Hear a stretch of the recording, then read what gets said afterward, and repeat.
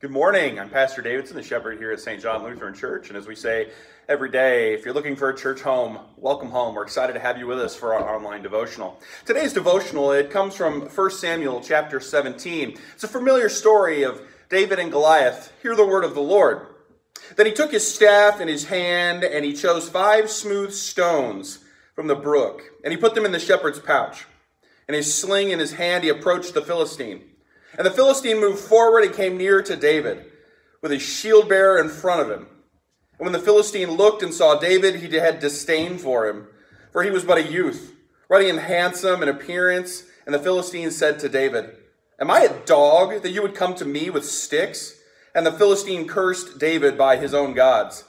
The Philistine said to David, "Come to me, and I will give your flesh to the birds in the air and to the beasts of the field." Then David said to the Philistine, "You come to me with a sword and with a spear and with a javelin, but I come to you in the name of the Lord of hosts, the God of the armies of Israel, whom you have defiled.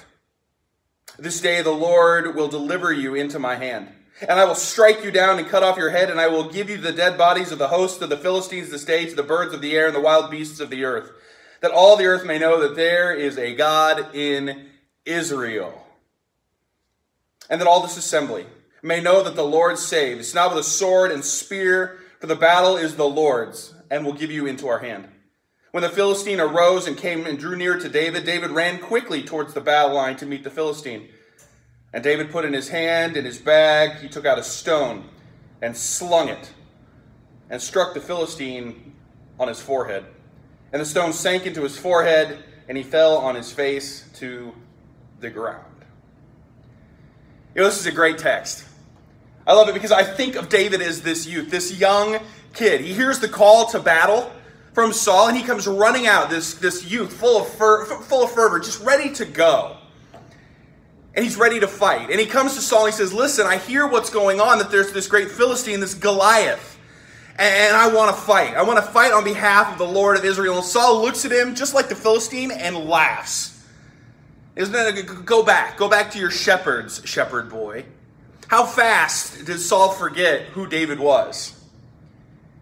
And he comes and Saul goes, "Okay, fine, you keep bugging me." He puts on his armor hits the ground, doesn't even fit him. He says, "I don't need it. Just give me my staff and my sling. I'm good." You see, the one thing that never went through David's head was failure. It's something that we all have struggled with. When we have to make a hard decision, will we fail? You see, the only thing David was worried about was regret. He was scared that he may not please the Lord. He could care less about failure. You see, all successful people in the world could care less about failure. Failure is innate. Failure is going to happen. For all have sinned and fallen short of the glory of God. We will fail. There's no way around it. But regret? Regret is like looking at the mountain and saying, "I never tried." Because we're scared to take the next step. We're scared of failure. But let me tell you something. If the mountain was smooth, you couldn't climb it. Regret is hard to live with. You know, I think about Jesus going up the mountain to Calvary. He wasn't worried about if he was going to fail or not. He didn't want to have regret that he had not followed God's will. That's why in the Garden of Gethsemane, he says those powerful words. "Lord, if there's any way they could pass me by," it's not a matter of if he could do it or not. It was a matter if he would regret if he made the wrong decision. You see, we have to fail and fail boldly. We have to make the hard call. And if we fail, so what?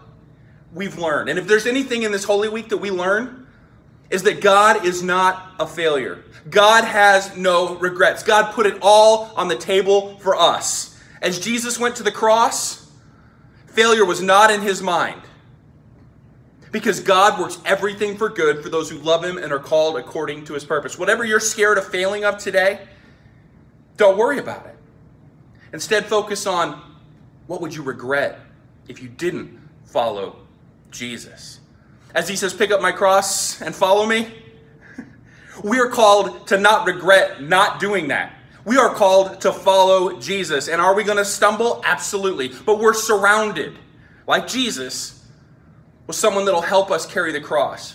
That may be you. To help someone else carry their cross, because failure for us is not an option. May that God of grace that walks with you now and always strengthen you in your walk. Have a blessed day, everybody.